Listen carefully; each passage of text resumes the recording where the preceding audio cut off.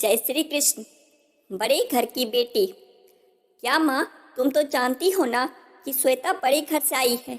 उसके पिता के घर में चार चार नौकर हैं और वो कभी चाय तक नहीं बनाई, तो आज चूल्हा स्पर्श रस में खीर पूरी सब्जी कैसे बनाएगी। कल को शादी हुआ है और आज नवविवाहित बेटा सरस के मुख से एक दिन का पति बना बेटा अपनी दुल्हन के लिए पक्ष ले रहा है। वो भी अपनी विधवा माँ से बोल रहा है कि वो बड़े घर की बेटी है, इसलिए उससे या रस्मोचर मत कराओ। बेटे की बात से सुनीता दंग रह गई, फिर भी संभलते हुए खुद पर संयम के साथ बोली, देख बेटा, यह कौरम तो बहू को करना तो पड़ेगा ही। सब रिश्तेदार बहू के हाथों से पका भोजन करेंगे ही। साथ में जेठ ससुर के द्वारा सगुन उपहार नेक दिया जाता है, ताकि नवविवाहिता को सुखमय जीवन व्यतीत करने हेतु ससुराल पक्ष के पुरुषों का आशीर्वाद मिले। ठीक है माँ, तुम सुहानी को भेज दो, वो श्वेता को लिवा जाएगी और तुम किचन में मदद कर देना। रजामंदी दिखाती हुई सुनीता देवी चली जाती है। लाल रंग की चटक साड़ी में बहू श्वेता बहुत सुंदर लग रही है। उसे देख सास बनी सुनीता निहाल हुई जा रही है, किंतु अपने ही को खजना का आत्मसात करने वाला कथन से व्यतीत है कि अभी से बेटा अपनी पत्नी का पक्ष ले रहा है। भगवान ही जाने नवीन बहू के रंग ढंग कैसे हैं। श्वेता अपनी सासू माँ के पैर छूकर आशीर्वाद लेती है। बहू, आज रसोई घर का रस्म है, इसलिए मैं खाना बना देती हूँ। बस तुम पके हुए खाने का स्पर्श कर देना और अपने हाथों से ही परोस कर बड़ जेठ को खिलाना।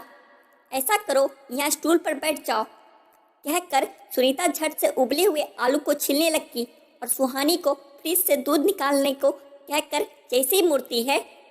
श्वेता फ्रिज से दूध निकाल रही है और सुहानी से डेगची देने को कहती है। अरे बहू, तुम बैठो ना, हम और सुहानी मिलकर भोजन तैयार कर लेंगे। लेकिन श्वेता अपनी सासू माँ को पकड़कर स्टूल पर बिठा देती है और सुहानी के साथ मिलकर सारा व्यंजन पका लेती है। सब कुछ अपने आँख के समक्ष देख सुनीता हैरान परेशान है कि बेटा तो बीबी का साइड ले रहा था और अब बहू तो घरेलू कार्य में पारंगत निकली। और तो और बहू के हाथ का पकवान खाकर सब उंगली चाटते रह गए। सारे रिश्तेदार चले जाते हैं। तब सुनीता अपनी बेटी सरस और बहू से पूछती है कि वो बिना जाने कैसे कहने लगा कि बहू को खाना बनाने नहीं आता है, जबकि बहू तो ऑलराउंडर निकली और पाक कला में निपुण भी। इतना सुनना था कि दोनों हंसते हंसते बोल पड़े, अरे माँ, यह सारा प्लान तेरी बहू रानी का था। वो आपको सरप्राइज देना चाहती थी। उसने मुझसे पहले ही कहा था कि मम्मी से कहिएगा कि हमको खाना बनाने नहीं आता है और तुम्हारी प्रतिक्रिया देखना चाहती थी। लेकिन माँ, तुम तो धन्य निकली। मेरे कठोर शब्द सुनकर भी विचलित नहीं हुई और अपनी बहू के साथ किचन में सहयोग देने के लिए डटकर खड़ी थी।